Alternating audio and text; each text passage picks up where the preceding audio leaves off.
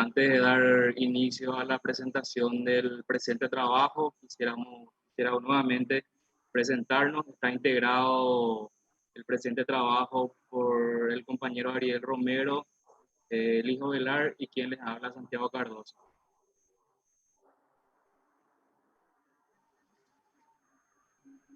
Quisiera dar una pequeña reseña de los temas que vamos a tratar el día de hoy, los cuales son el contenido del derecho mercantil, su autonomía en el derecho comparado, la unificación de los contratos y de las obligaciones en Suiza, Italia, la tendencia científica de la unificación, las jornadas latinoamericanas de derecho comparado en Montevideo, la distinción entre contenido de la materia comercial y el estatuto del comerciante, la unificación de las obligaciones de los contratos en el Paraguay, la resolución de la Comisión Nacional de Codificación del 27 de septiembre de 1959, tanto la ley del comerciante, la ley 1034 y las relaciones del derecho comercial con las ciencias jurídicas relacionadas al derecho mercantil.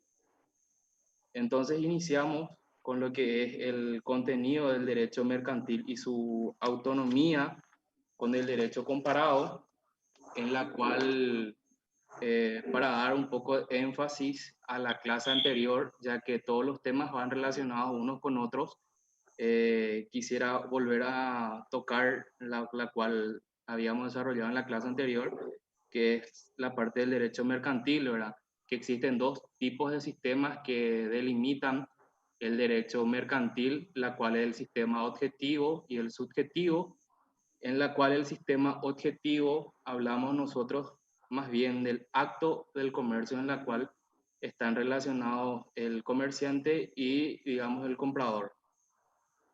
El subjetivo, el mercader o el profesional, digamos, que realiza la compra, la venta o digamos, el comercio, en la cual, digamos, que el derecho subjetivo, digamos, nace a raíz del derecho objetivo, presentándose, digamos, varias situaciones, tanto individuales, en el largo de la historia, ¿verdad? Previamente debe existir normas que juegan un papel trascendental, digamos, en el lapso de la historia y de la evolución del mismo, y ya que como ejemplo nosotros podemos utilizar, ya sea en la compra de un inmueble, ya sea que Pedro va y compra, digamos, algún tipo de bien y queda hipotecado dicho inmueble, y en la cual el banco a través del gerente se ve en la necesidad de ejecutar, digamos, la hipoteca a fin de adquirir el inmueble. Eh, digamos que no importa quién lo realice, pero sí está ligado, al mercader directamente. Pasando, digamos, a lo que es el derecho mercantil, donde nosotros encontramos, o dentro de qué marco legal nosotros encontramos dentro de un ordenamiento jurídico en la cual puede ser pública o privada. Dentro de lo que es público, digamos que está el padre, que es el Estado a través del gobierno, ¿verdad? A través de la parte privada, digamos, para ir individualizando, ir desmenuzando, digamos, los temas el tema que nos tocó como grupo en sí, en la que vamos a ir, digamos, desmenuzando tanto derecho mercantil, ordenamiento jurídico, público, privado. Dentro de lo que es el ordenamiento privado, digamos, los que están, digamos, las personas, el mercader, encontramos lo que es el derecho patrimonial. Dentro del derecho patrimonial, ¿qué es y cómo se conceptualiza o se define? Digamos que están lo que son el derecho de las personas que se relacionan con otras ciencias económicas, digamos, la economía en sí. ¿Cómo va relacionada esta? El derecho mercantil va relacionado con otras ciencias que, digamos, que al final de esta exposición, digamos que va a estar presentando, digamos, algunos puntos o algunas ciencias bien específicas, la cual va relacionado con el derecho mercantil. Bueno, a través del lapso de la historia, o digamos, o la evolución en la cual dio inicio o proceso a través del desarrollo, el fortalecimiento de la economía, en la cual fueron, digamos, presentándose formas o distintas etapas en la cual se realizaba la compra de un tipo de inmueble, ya sea con dinero o a crédito, a plazo, aplazando el pago, digamos. Ante esas situaciones dio origen a un nuevo tipo de derecho que es el derecho mercantil. El derecho mercantil, digamos, que se encuentra dentro del derecho patrimonial que pertenece a las personas, que es la parte subjetiva, tanto que los objetivos son los actos jurídicos en sí. Nace para dar una respuesta a la actividad económica, digamos, especial, desarrollada por los mercaderes del comercio. El comercio en sí, digamos que es el sujeto o la persona profesional que realiza el acto, a fin de poder concluir dicha etapa en sí. ¿Cuáles son las ventajas del derecho mercantil? Digamos, una agilidad de contratación, más seguridad, mayor rigidez en el tema de cumplimiento, normas aplicables a todos los comerciantes, y pasan los años y se van incorporando los textos legales y empieza a dar, digamos, a ser obligatorio para todos los que ejercen. Ya no es más, digamos, tan importante de quién en sí, de la parte subjetiva, sino que hablamos, digamos, del acto jurídico, el acto comercial, digamos, ¿verdad? Que sería la parte objetiva de las delimitaciones del derecho mercantil. En el segundo punto, cuando hablamos de la parte de autonomía del derecho mercantil, se dice que el derecho mercantil es autónomo en virtud a que no depende de ninguna otra disciplina jurídica. Pero así como lo venía, digamos, exponiendo, sí se relaciona con otras ciencias, tanto en la parte civil, ya que en la evolución o en la historia, digamos, iba relacionada directamente con el derecho civil, y que para poder, digamos, constituir dicha situación se fue desmenuzando a una que es la del derecho mercantil. Tiene su propósito, tiene un sistema normativo que dispone a través de una jurisprudencia y a través de una doctrina. Entonces, para más bien hablar y de la parte subjetiva, dicha actividad comercial se realizan, digamos, para dar ejemplo, en los países de Francia, España, Portugal y casi todos los países norteamericanos. Entonces acá el compañero, digamos, el compañero Ariel va a estar, digamos, hablándonos de lo que es la unificación de los contratos y de las obligaciones de su visa en Italia, en la cual, digamos que a raíz del tiempo y de la historia de la evolución, para tratar de unificar y ante las situaciones individuales y personales que se fue presentando, se tuvo que ver dicha situación. Así mismo. Gracias, Santi. Entonces pasamos a lo que es la unificación de los contratos y las obligaciones, ¿verdad? Tenemos que recordar, antes de entrar en este tema, que el derecho mercantil nace separado del derecho civil, ¿verdad? El derecho civil nace en Roma, pero el derecho civil era, digamos, solamente aplicable a los ciudadanos romanos, ¿sí? Entonces, las demás personas que también estaban en esa zona, comerciaban, tenían una muy activa influencia en la parte económica y también cultural, se creó el derecho de gentes, ¿verdad? Que posteriormente fue desglosándose justamente y nació el derecho mercantil de forma separada al derecho civil. El derecho mercantil regulaba la parte de los problemas jurídicos relacionados específicamente los comerciantes y los actos nacidos del comercio, y el derecho civil manejaba ya la relación entre ciudadanos que podían acceder a ese derecho, ¿verdad?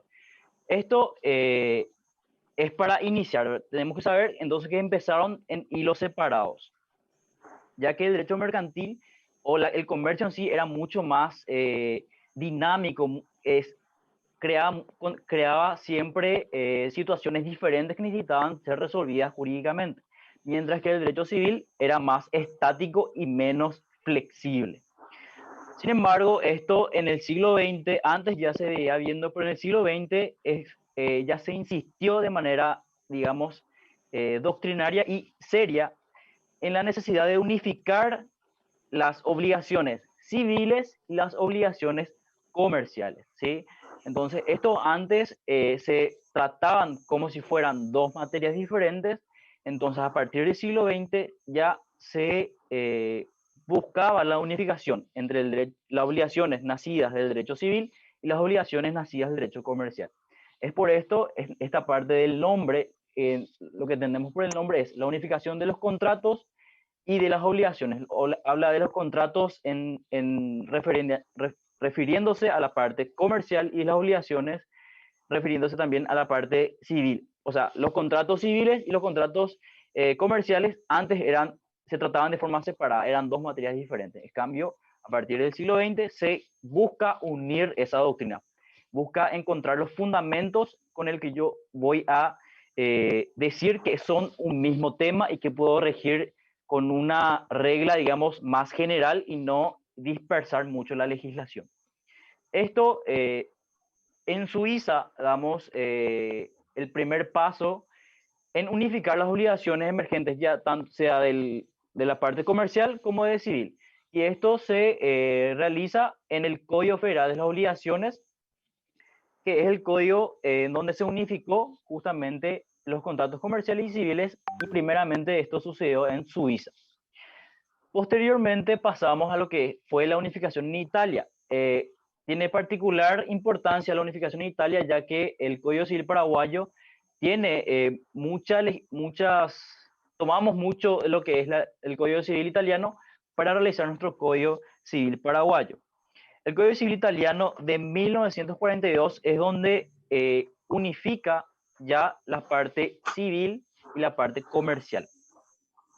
Introduce sistemas muy novedosos para la época, como un sistema unitario, incluye también la parte de derecho comercial, derecho empresarial, el derecho de familia, derechos reales, etc. Entonces, estas nuevas figuras aparecieron y se vieron, digamos, su efectividad en la relación diaria de las personas. Entonces, para ese entonces en Italia se suprimía lo que era el Código de Comercio italiano y se quedaban solo con el Código Civil de 1942, donde con este paso queda desaparece el debate entre lo que es el aspecto objetivo y el aspecto subjetivo del acto de comercio, ya que al final de cuentas van a ir a ventilarse por el mismo juzgado civil y comercial que va a entender sobre ese caso. Por lo tanto, la unificación de los contratos, primero vimos en Suiza que se logró a través del Código Federal de Obligaciones, y en Italia en el Código Civil italiano de 1942, del cual es una fuente de nuestro Código Civil. Bueno, tendencia científica a la unificación. Así como su nombre nos dice que tiende o se inclina hacia una unificación de dos o más cosas. Existe una clara tendencia a la unificación en razón a que se ha experimentado una verdadera comercialización del derecho civil, pues los nuevos sistemas de producción y consumo, así como las estructuras económicas y sociales, han producido una verdadera mutación de paradigmas en nuestro tiempo. Es decir, que existía una masificación enorme de contratos, redes de contratos y un público comerciante muy grande que los juristas ya de aquellos países tendían a un criterio de unificación de los códigos.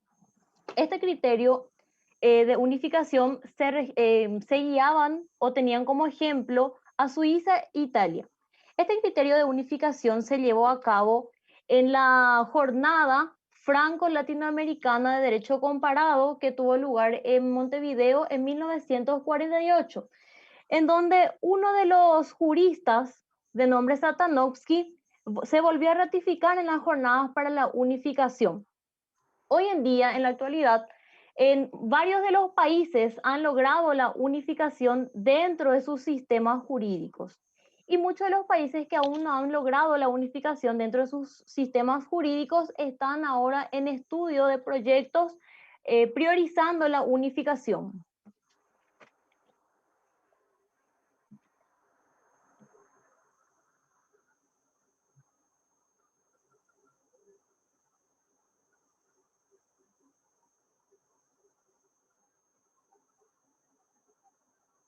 Tu micrófono, Santiago, está silenciado.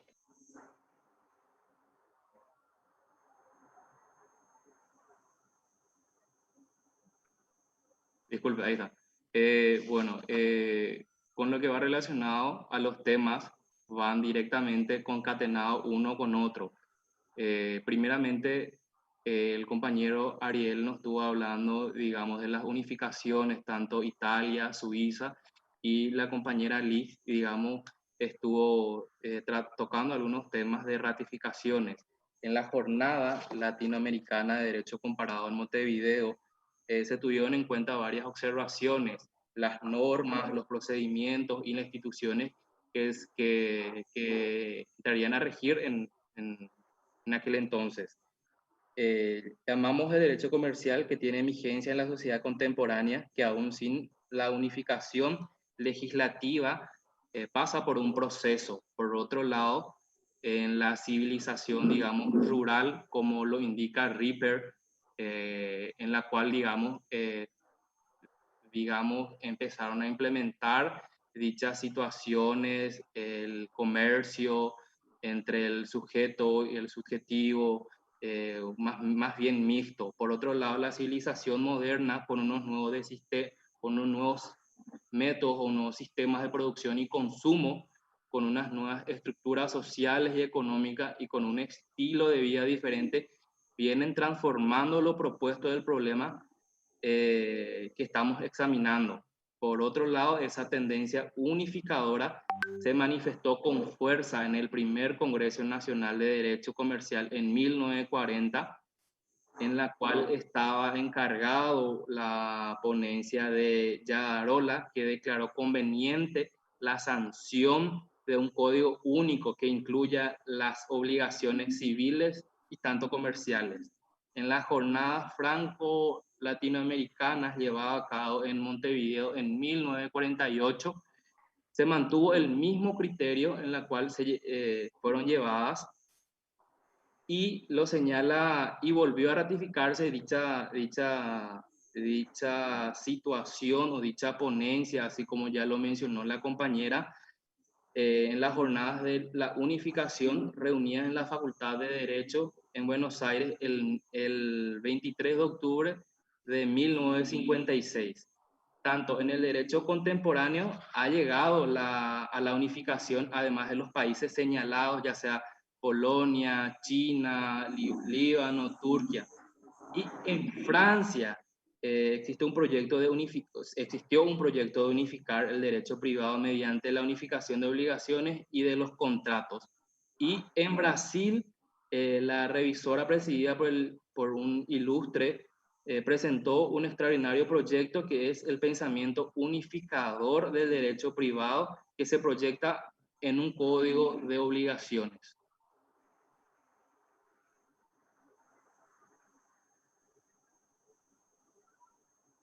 Correcto. Entonces, pasamos a ver la distinción entre el contenido de la materia comercial y el estatuto del comerciante. Tenemos que tener en cuenta que el derecho comercial nació como un derecho profesional. ¿Por qué como un derecho profesional? Porque el derecho comercial está dirigido a cierta clase de personas, es decir, a cierta profesión, en este caso, el comerciante. Se puede sintetizar el contenido del derecho comercial en dos puntos, digamos, fundamentales. Primero, trata de regular los actos de comercio, ¿sí? Los actos de comercio en nuestra legislación están regulados en el artículo 71 de la ley 1034, la ley del comerciante. Y también la calidad del profesional del comerciante, es decir, trata de, digamos, enunciar cuál es la calidad profesional del comerciante y cuáles son todo lo que eso conlleva, ¿verdad? Sus obligaciones, sus derechos, etc. Entonces, los dos puntos fundamentales del derecho comercial, de su contenido, son los actos de comercio y la calidad profesional del comerciante. Ríos Ábalos comenta o dice que con la unificación del derecho comercial y el derecho civil desaparece el interés,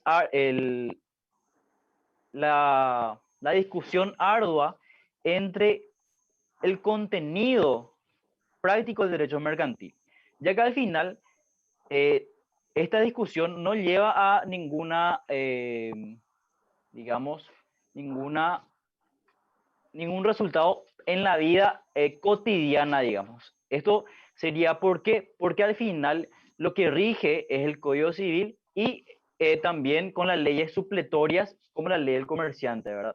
Entonces, es para ciertos aspectos que sí están todavía separados, pero en el aspecto general ya están unificados en la legislación actual. Con la unificación, entonces, ¿qué es lo que se consigue? Se consigue desaparecer la diferencia entre el derecho comercial y el derecho civil, dejando solamente como la parte comercial los contratos y obligaciones de tipo profesional, que están regulados justamente por la ley especial, en este caso la ley 1034 del comerciante.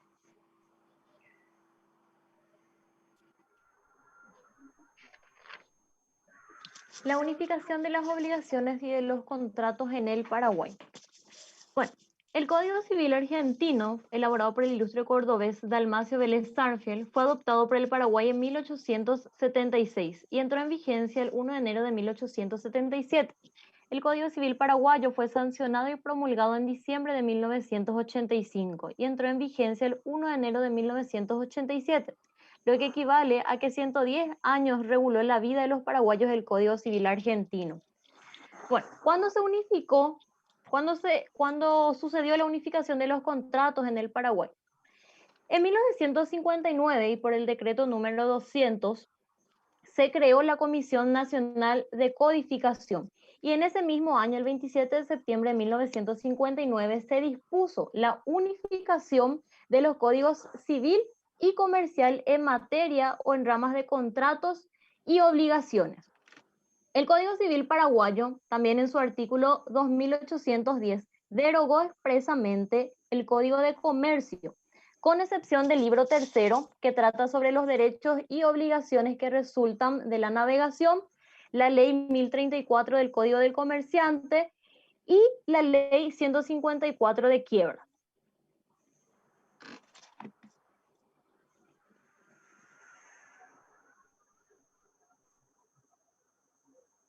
Bueno, para realizar una pequeña síntesis de lo que ya estuvimos, digamos, conversando con los compañeros referente al tema 2, digamos que el derecho mercantil se encuentra dentro de un ordenamiento jurídico tanto público, privado de la parte de derecho patrimonial y que a través del derecho de las personas y a través de las presentaciones de la evolución de la historia se requirieron, digamos, a través de los plazos o de cómo se estarían realizando digamos, el comercio, se presentó el origen de un tipo de sistema o instrumento que daría al ordenamiento jurídico del comercio en sí.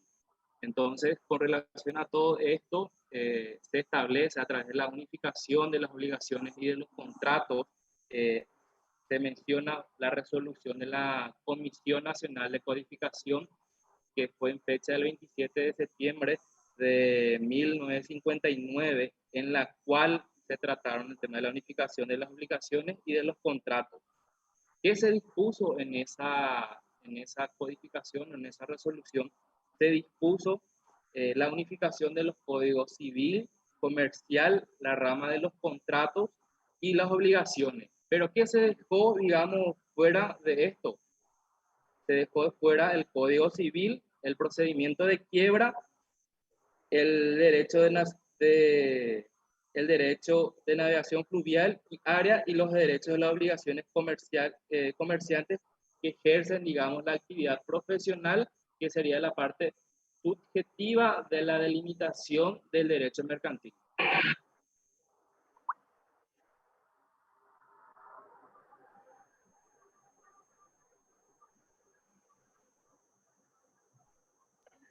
Luego tocamos la ley del comerciante. La ley del comerciante es la ley 1034 que entró en vigencia el 22 de noviembre de 1983. Incorporó, por ejemplo, una novedosa figura, la figura de la Sociedad Responsable Limitada, la SRL, que a diferencia busca solamente afectar al patrimonio comercial, dejando, digamos, libre al patrimonio particular de las obligaciones que van a surgir durante el acto de comercio, ¿verdad?, que va a realizar la empresa o digamos, su actividad a la que se va a dedicar. Se destaca también con esta ley la regulación de la competencia. Es un hito importante la regulación de la competencia comercial, ya que se establecen límites a ciertas acciones y también las sanciones que conlleva la no observancia de las normas de la ley de comerciante. Por ejemplo, hay sanciones que si se transgrede alguna norma, esto cae en responsabilidad solidaria de los que digamos, transgredieron la norma. Entonces, deben pagar o responder solidariamente a sus actos. Esta ley, entonces, dijimos que entra en vigor en 1983 y regula las actividades profesionales del comerciante, sus derechos, sus garantías, las obligaciones, entre otros. ¿Esto dónde vamos a encontrar bien? Encontramos en el artículo 1 de la ley, donde dice que tiene por objeto regular la actividad del comerciante. Entonces, el primer objeto de la ley es regular la actividad del comerciante, regular sus derechos y obligaciones, la competencia comercial, como ya dijimos, la competencia comercial, y caracterizar los actos de comercio. O sea que, según la ley, tenemos 4 objetos de regularización: la actividad del comerciante, sus derechos y obligaciones, la competencia comercial y caracterizar los actos de comercio, es decir, enunciar cuáles son los actos de comercio y cuáles no lo son. En el artículo 2 lo nombro por su particular importancia, que dice que a falta de norma especial en la ley de comerciante se aplicará el Código Civil. Es decir, que el Código Civil siempre va a estar presente en forma subsidiaria si la ley del comerciante no da luz a ciertas controversias.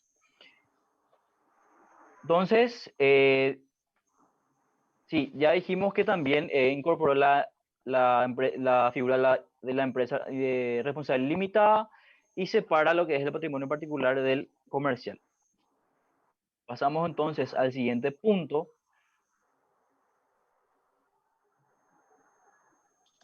Relaciones el derecho comercial con las demás ciencias jurídicas. El derecho comercial, cuya actividad propia es el comercio, por diversas razones se encuentra relacionada con diversas ramas del derecho, principalmente con el derecho civil, que posterior a la unificación sus disposiciones se aplicaron en carácter de contratos. Así como mencionó el compañero Ariel, la propia ley del comerciante en su artículo 2 establece que a falta de normas especiales de esta ley se aplicarán las disposiciones del Código Civil. Se encuentra también estrechamente relacionado con el derecho administrativo, puesto que la intervención y el control del Estado se manifiestan de diversas maneras. Por ejemplo, los bancos, las entidades financieras, las entidades de seguros, todas ellas son controladas por el Banco Central del Paraguay. La relación del derecho comercial con el derecho tributario crece día a día, puesto que el enorme volumen de contratos genera tributos para el ingreso fiscal del Estado. Con el derecho procesal está estrechamente vinculado también con el derecho procesal, puesto que la ley de forma es derecho civil, procesal, civil y comercial. Quiere decir que regula el proceso civil y el proceso comercial. Con el derecho laboral se encuentra también relacionado con el derecho laboral, pues la actividad empresarial actúa de forma patronal en la relación laboral. Y se debe destacar principalmente su vinculación con el derecho penal, puesto a la disposición del artículo 321 del Código Penal, que incorpora y adopta sanciones penales establecidas en las leyes especiales, entre ellas numerosas leyes mercantiles. Y también está relacionado con las demás ciencias como la contabilidad, el derecho, la administración, la técnica bancaria, entre otros.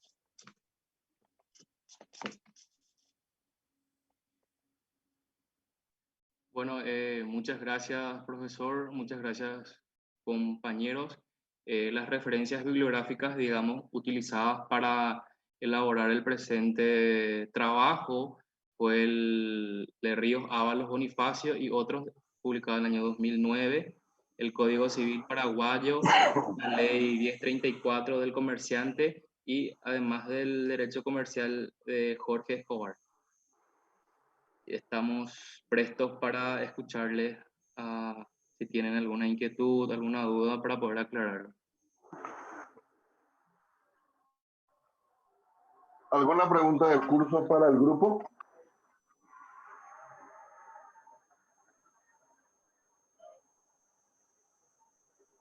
Sí, profesor, buenas noches. Buenas noches. El compañero Santiago estuvo hablando de los sistemas que delimitan al derecho mercantil. ¿Cómo se entiende eso? Que delimitan. Sí. A ver. Bueno, digamos que existe, digamos, un tipo de sistema que sería objetivo y un sistema subjetivo. Dentro de lo que sería el sistema objetivo, digamos, encontramos o abarcamos lo que es el acto de comercio, que es a través de un ordenamiento jurídico, puede ser, digamos, voluntario, consciente, ya sea con una finalidad. La finalidad básicamente sería la de establecer alguna relación jurídica, ya sea entre las personas, a fin de crear, modificar o extinguir algún tipo de derecho, así como lo habíamos mencionado, algún tipo de contrato como ejemplo, ¿verdad? Y también como había mencionado el compañero Ariel, que existe el artículo 2, digamos, del Código del Comercio, en la cual, digamos, existe algún tipo de reglamento a seguir algunas pautas, ¿verdad? En lo que, digamos, en la parte subjetiva para poder, digamos, definir ese aspecto, digamos, encontramos lo que es la persona, el mercader o comerciante que realiza el acto de comercio en fin, con la finalidad en la cual yo ya lo había citado, ahora que debe crear o modificar o comprar o vender algún tipo de bien.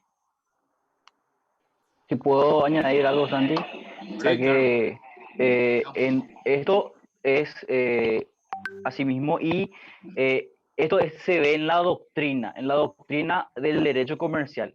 La doctrina del derecho objetivo, como dice Santi, es justamente que trata de delimitar al derecho comercial solamente con el objeto del acto de comercio. Es decir, lo que es acto de comercio tiene que ver con el derecho mercantil, derecho comercial, ¿verdad? En cambio, hay otra corriente que trabaja con la parte subjetiva, que dice que la parte del comerciante, todo lo que hace el comerciante tiene que ver con derecho comercial. Por lo tanto, estas dos líneas de pensamiento, estas dos doctrinas, nunca ninguno de los dos pudo decir solamente es acto de comercio, ni solamente es parte subjetiva, ni solamente es lo que hace el comerciante. Siempre hay una mezcla entre ambas. Entonces, cómo se delimitaba, cómo se trata de delimitar es mediante esas dos corrientes de pensamiento, mediante la corriente de pensamiento que dice que los actos de comercio solamente los actos de comercio son del derecho mercantil y solamente los actos del comerciante son del derecho mercantil. Entonces, esa era la forma de delimitar, o sea, de tratar de delimitar, pero no se da en su forma pura. No podemos nunca afirmar en derecho que solamente esto es derecho mercantil ni solamente esto es otro tipo de derecho. Profesor. ¿Se acuerdan cuando hablamos la primera clase o el primer tema, donde hablamos de los tres sistemas? Es lo que estaba explicando Ariel. Solamente dijo Ariel, vamos a mezclar. El primer sistema era el subjetivo, que trataba del comerciante en sí. El objetivo del acto de comercio. Pero como no podían resolver los problemas suscitados dentro de la actividad comercial, había el sistema mixto, que traía uno de cada uno para poder solucionar el agravio. ¿Ok? Exactamente. Maravilla. ¿Alguien más?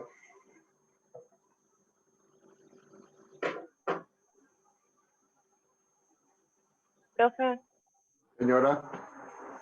tengo una duda Sí. sobre estos sistemas. Justamente me estoy confundiendo todo. Da para confundir. Solamente de que, mira el tema 1, en donde habíamos explicado que ahí justamente Ariel volvió a tocar cuáles son los elementos del derecho tributario. El acto, el comerciante, la actividad comercial, ¿y cuál es el cuarto que agregaste vos? La caracterización de los... La actividad. Exactamente, la caracterización de los actos de comercio. Ahí está. Entonces, andate subjetivo. Te vas a ir por el sujeto. Objetivo. Te vas a ir por el acto. Mixto es uno de objetivo, uno de subjetivo, como para poder solucionar, para que no choquen entre sí. Y como estaba diciendo Liz, y agregó perfectamente bien, y está en el artículo 2 de la ley 1034, como también está en el Código Civil, en el artículo 7, infine. O sea, la parte final del artículo 7, que justamente haciendo también una investigación por mi parte, les voy a leer. Artículo 7. El uso, la costumbre o práctica no pueden crear derechos, sino cuando las leyes se refieran a ellos.